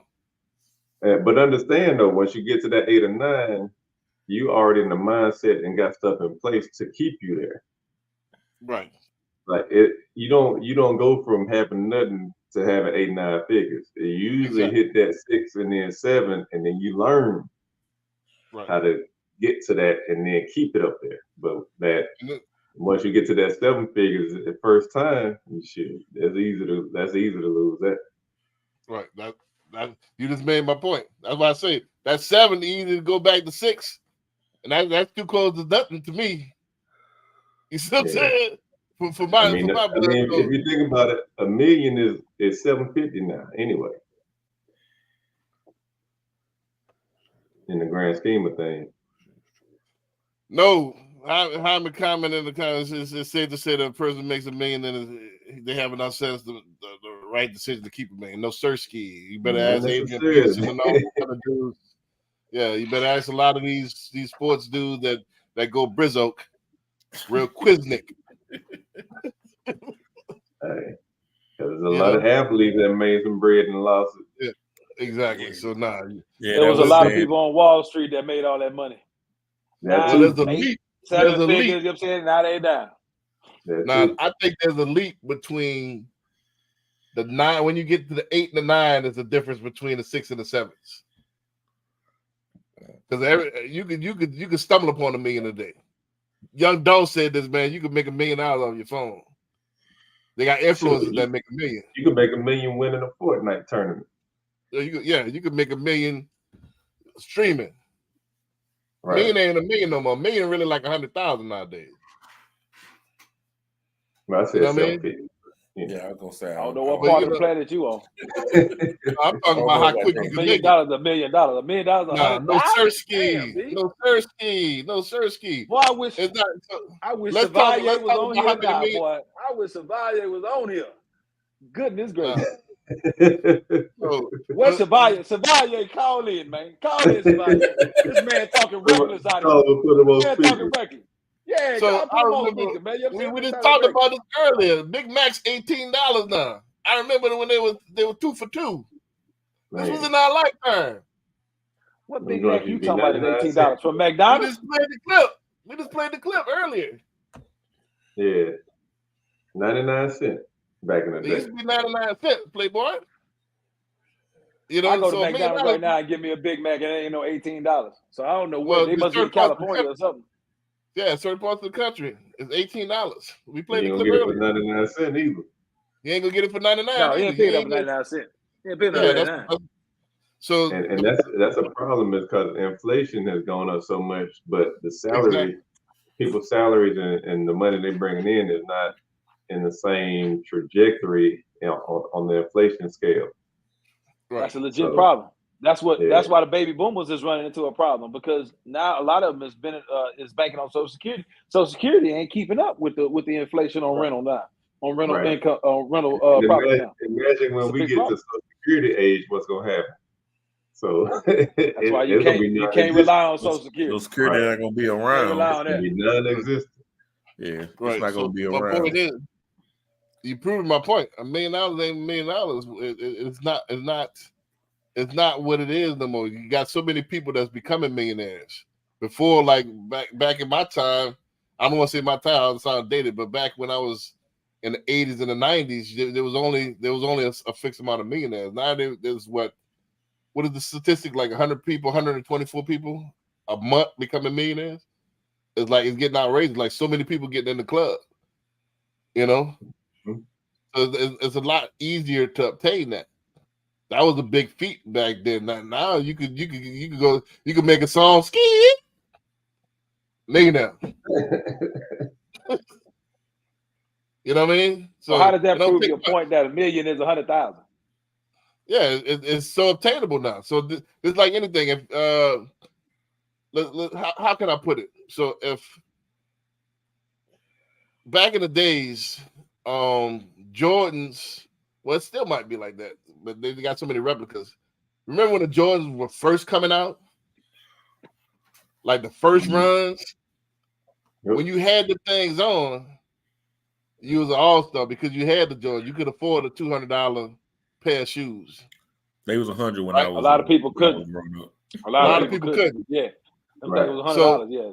but now kids got Jordans on, so they're not as special as it once was when I was a kid. When you had Jordans Nah, on, that's because they parents paying too much for them. Correct. but my And, point and, is and that when they dropped, that line still wrapped around the corner, so it's still valuable. the line's still wrapped around the corner, but you got more people that got them. You know what I'm saying? Yep. And don't forget, I know this is probably a little bit before your time. It's not probably me and Barry time. When we was in high school, you had a pair of Jordans. Damn, he gonna age you like that, Barry? He gonna age I you mean, like you that? see, you got the grades in them. I'm Don't yeah. let the grade that fool you. I'm older than all of y'all. Now. I had a pair of Jordans way back in the day. Right. When Like the Jordans dropped, you had them Jordans on your feet. I had the threes. Right. First pair. Well, that was The first pair of shoes I ever paid more than $70, $80 for. That was the one with the reflective tongue. And the threes. I don't know what that is. I'm illiterate to that. Oh. That's the one with the reflective tongue. Huh? You Google it, man. That one with the reflective tongue. No. Let me see. That was the last one I had. The last one I had was the one with the black and red with the reflective tongue. Shit, you had them jump man. You ain't had a real J's. No, I had the real J's. You had the one with the Jordan was back. The Jordan was actually going this way. Hey, he got the one with the joint with the butt crack on it. I'm gonna tell you how sick I was. That was the last. No, those are the threes all right there. All right, so I must have he the had four. the cement joint. Them clean. Yeah, the cement ones. Yeah. I must have the four. Which one was the one with the reflective tongue? The reflective Somebody tongue. I'm comment not on sure. that. Yeah, that might have been the 4 or the 5. But that was when I was in 10th grade. That was when I was in 10th grade. I think those came out when I was in middle school. Junior high. I think those came out when I was in 8th grade. Those right Yeah, there. so I think these came out like in 88, I think. Probably around 88. 87 or 88. I had these like 91. 91. That was my last pair of Jordans in 91. I never, but I tell you how sick I was in the head. I wore a size 11 and a half, maybe 12. They only had a 10 and a half left in the store. Bought them anyway, huh? I bought them in the shoes. Man, I had my feet was so numb. You couldn't even tie the shoes up. You couldn't even, the laces loose in the mud. Right, I had the look like all busted out, like the Stay Puff, So that's what they were calling me. They ripped me out of them shoes, man. Like I said, I learned my lesson. I'll tell you the complete story. This is story last. So I was so sick with it. I was so thirsty for the attention. I brought these 10 and a halves, knowing their whole size short. So I loosened up the shoestring. I was cool first, second period. I loved the attention. Oh man, you got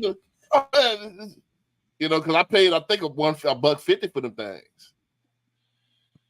So I used to work with my grandfather in his landscaping business. So I worked that whole summer, to get a pair. So, but I went to walking by lunchtime. Shoot, I couldn't feel my legs.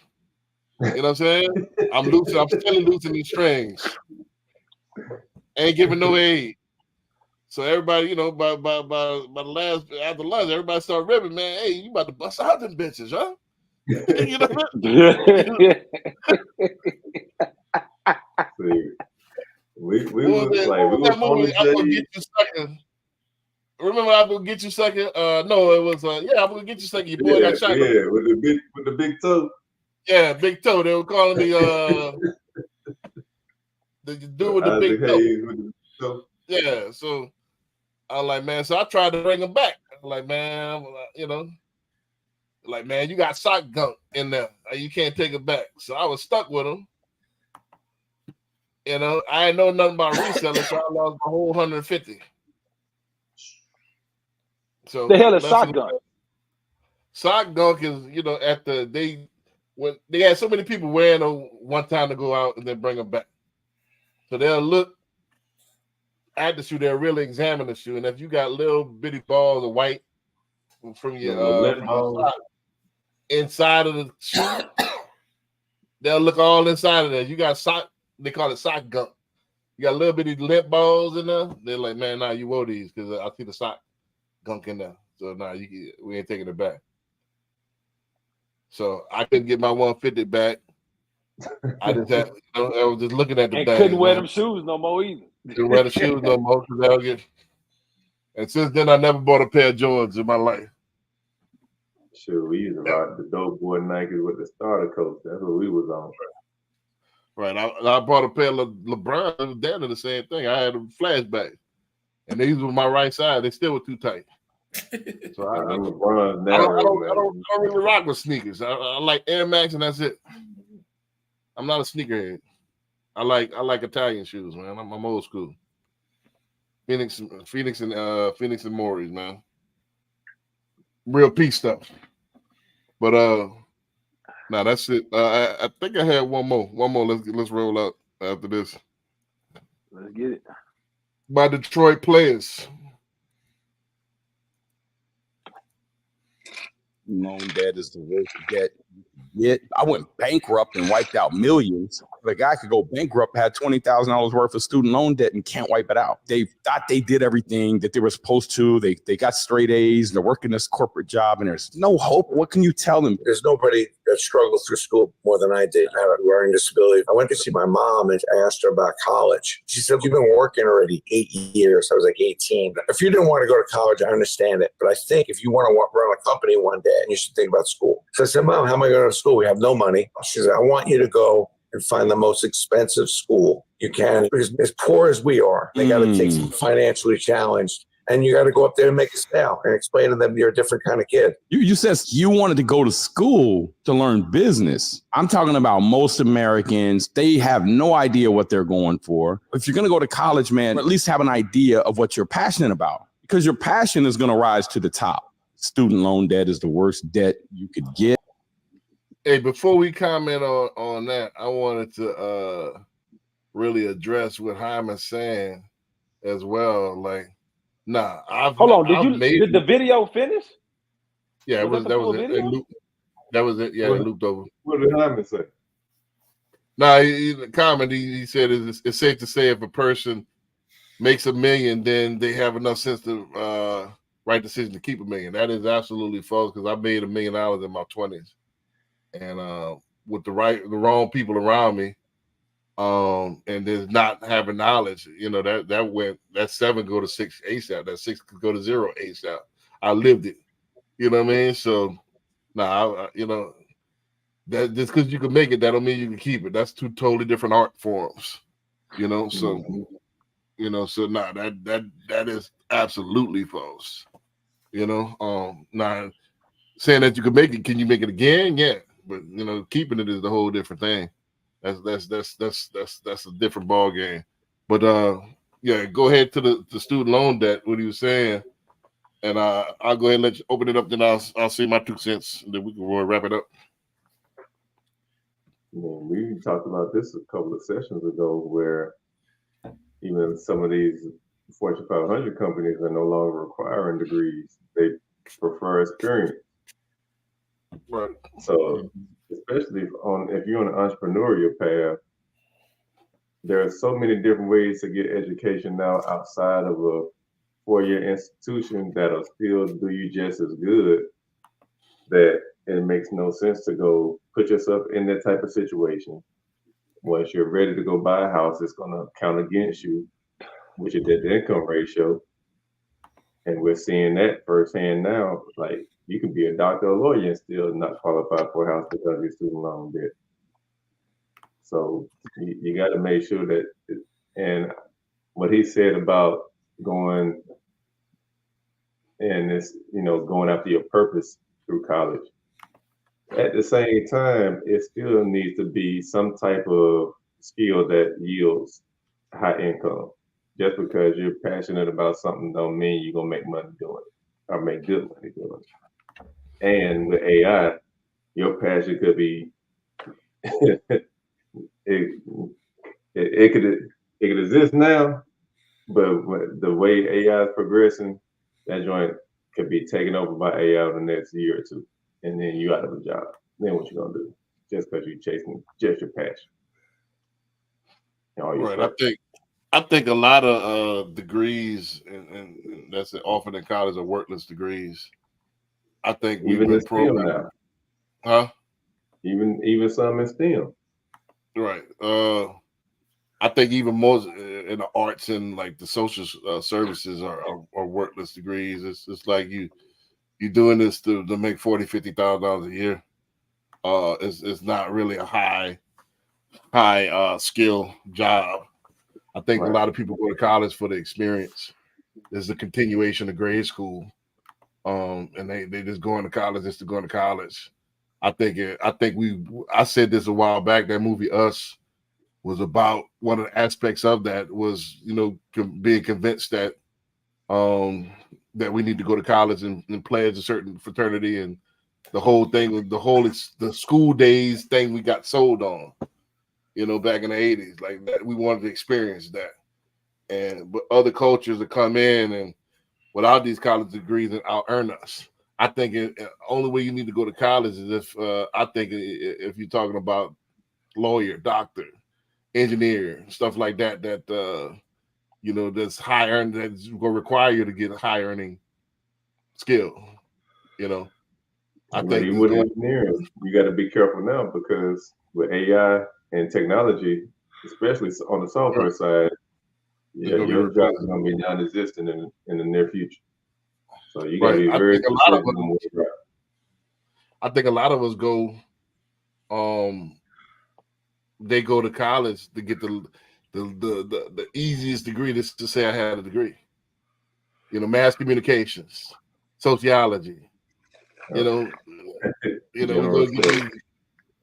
General studies.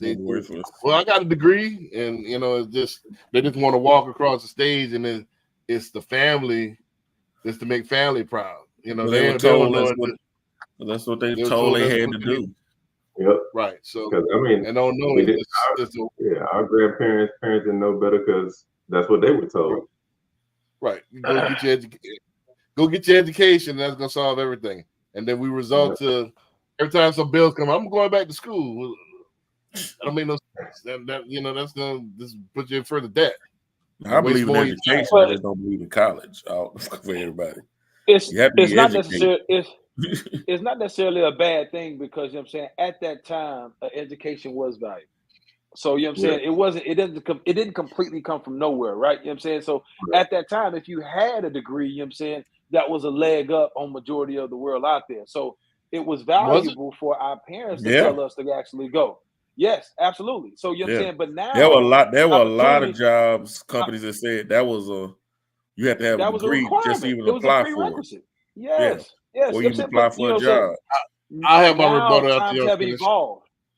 Times have evolved, and you can't use the same principles now. That's just like the cats talking about LeBron and MJ. The NBA now is not the same NBA that it was back then. Everybody want to compare, but you can't use the same principles that now just because the world has evolved. No, but it was valuable back then, so it wasn't a bad principle. I'm gonna take my grandfathers for example. My Nigerian side, highly educated. Came with the degrees, worked in the oil field. Invented this invention.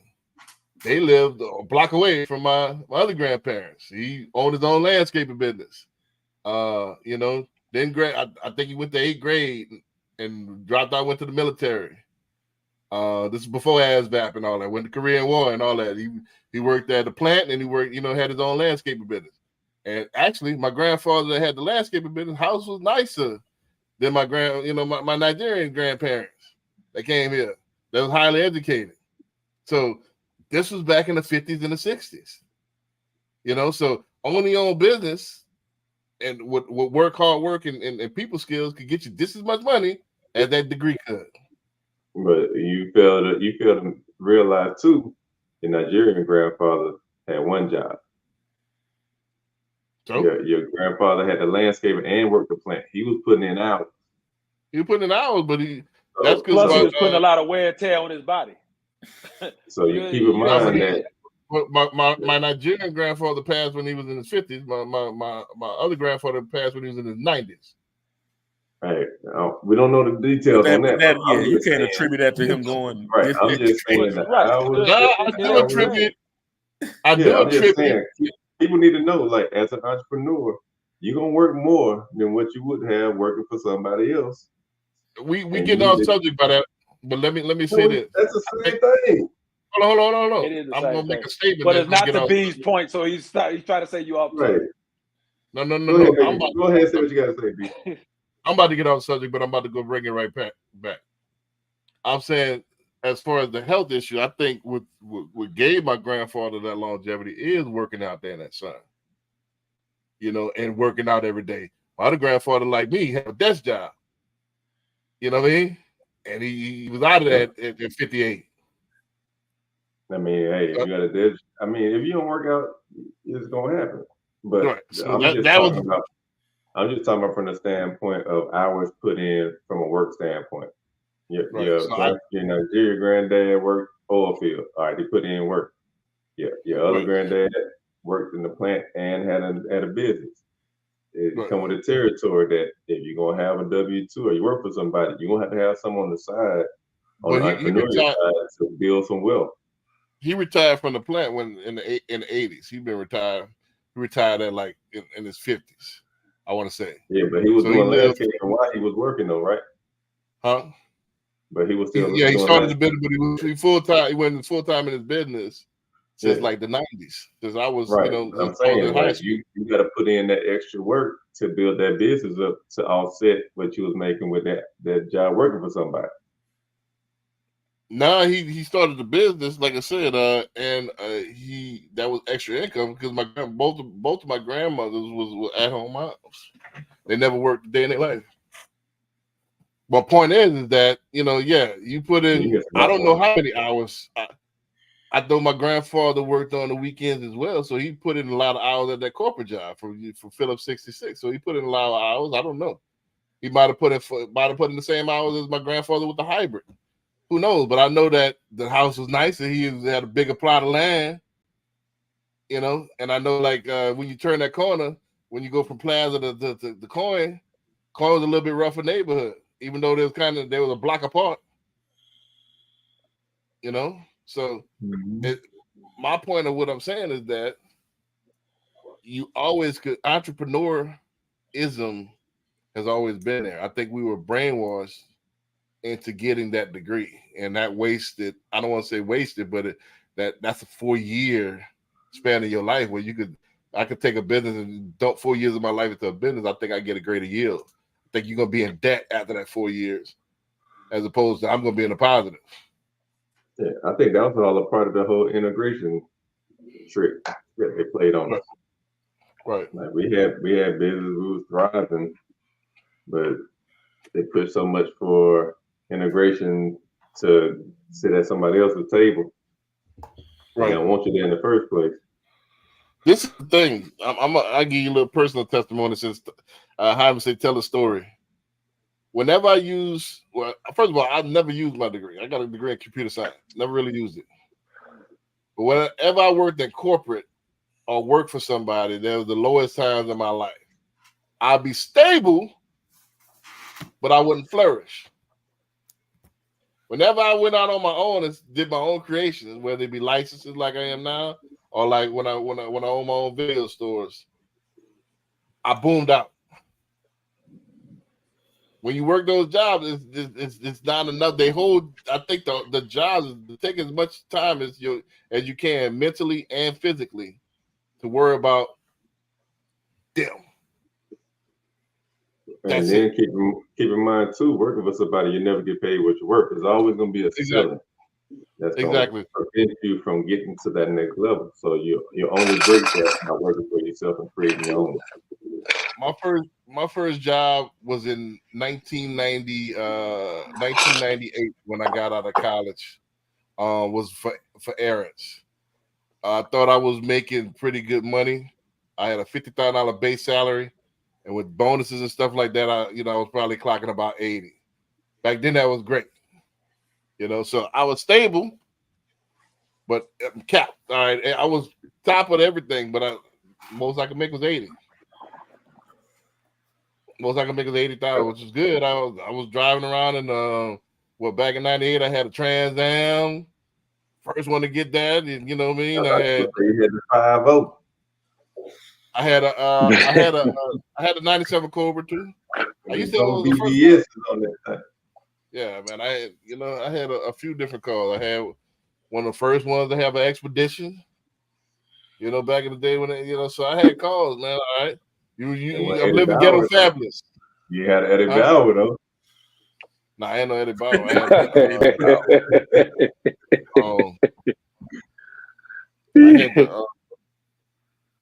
Then after I got that, I had what else I had? I had a few different cars, man. I had a couple of different cars, but all right, I live ghetto fabulous. Now what? You know what I mean? It was, it wasn't nothing, man. Because you're gonna make it and spend it. Yep, because it's coming. That check coming in 2 weeks. Yeah, it's like then we missed one thing. I speak for the people that's like me. One thing we misunderstood and we wasn't prepared for, that our dads left us, that child support. That child support ain't no joke. I didn't have to worry about that. Yeah, that child support was no joke, man. So yeah, I learned from my friends and relatives. So I didn't know that it based how they do it is they add both incomes up, and you in charge of 65%. So the more you make, the more they was gonna take. Yep. And that's why we got to not only teach about entrepreneurism and financial literacy, we need to teach deed discipline. Right. And that's another thing. I was taught that was the prize. All this was for that made the world go round. It wasn't about business. It was about how much can you knock down. And that covered the price tag. So I'm buying gear, I'm buying jewelry, I'm buying, I'm talking about for me, not for them. You know what I'm saying? But you trying to look fly, you trying to impress. You got the PrimeCo phone. I don't know y'all remember the PrimeCo back in the day. Yep. That's classic. That was before the unlimited minutes. So you got the PrimeCo phone. You got $25 cents a minute. Like, $25 cents a minute, $1 minute. You go refill that boy up. Yeah. Call me back after 7. Call me back after 7. Right. Now that was before that.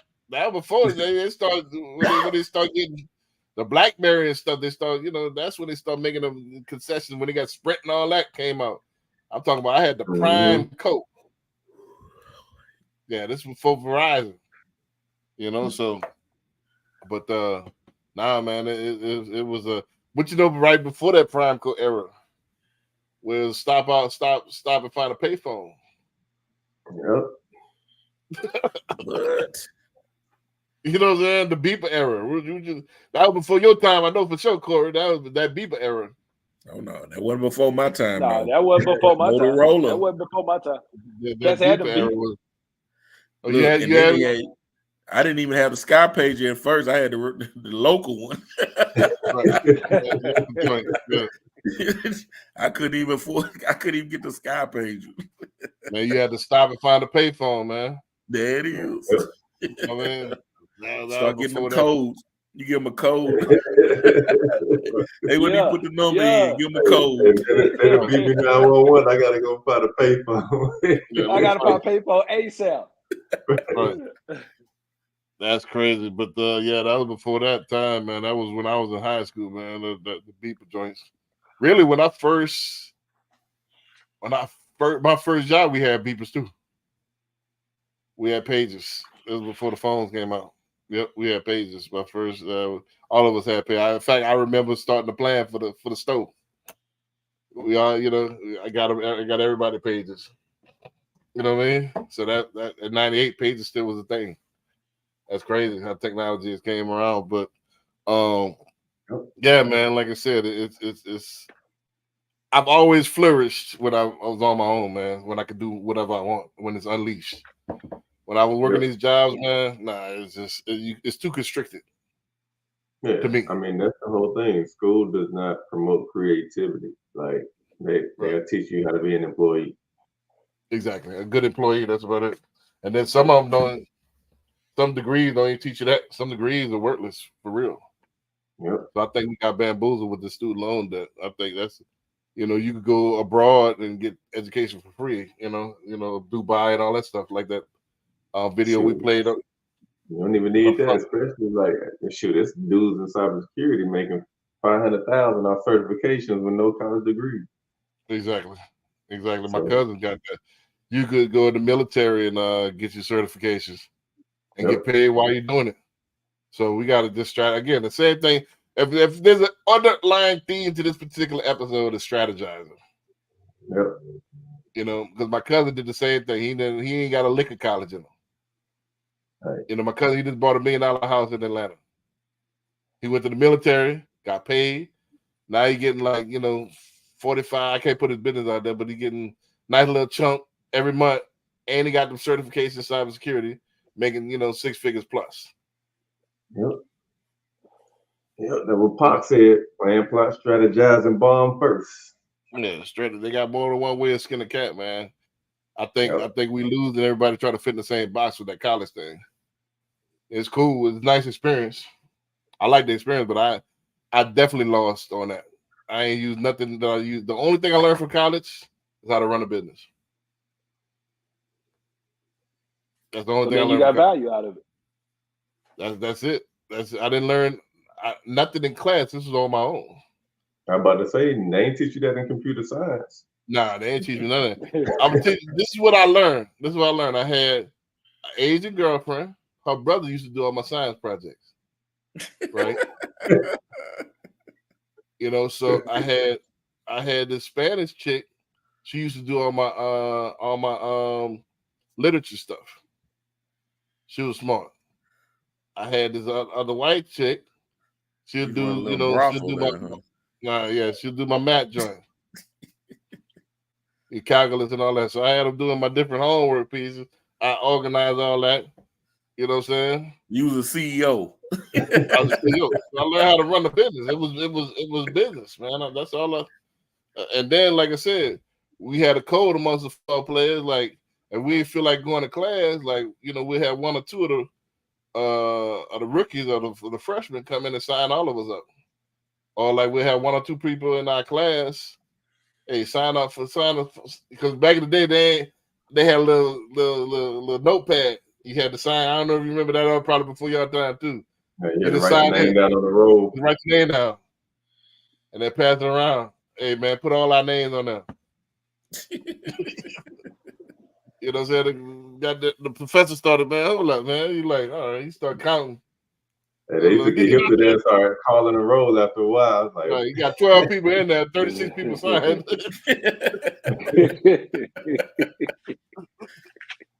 You know what I'm saying? So he started getting wise to that thing. But yeah, for the most part, man, we'll skip the classes. Classes was optional if you played football, man. Sometimes I went, sometimes I didn't. You know what I'm saying? So for the most part, I don't even remember classes like that because I always used to sleep in. I remember some of them. It was cool. But all right, man, we're gonna see y'all next week, man. We get back with you. All right. Yep. Later. All right.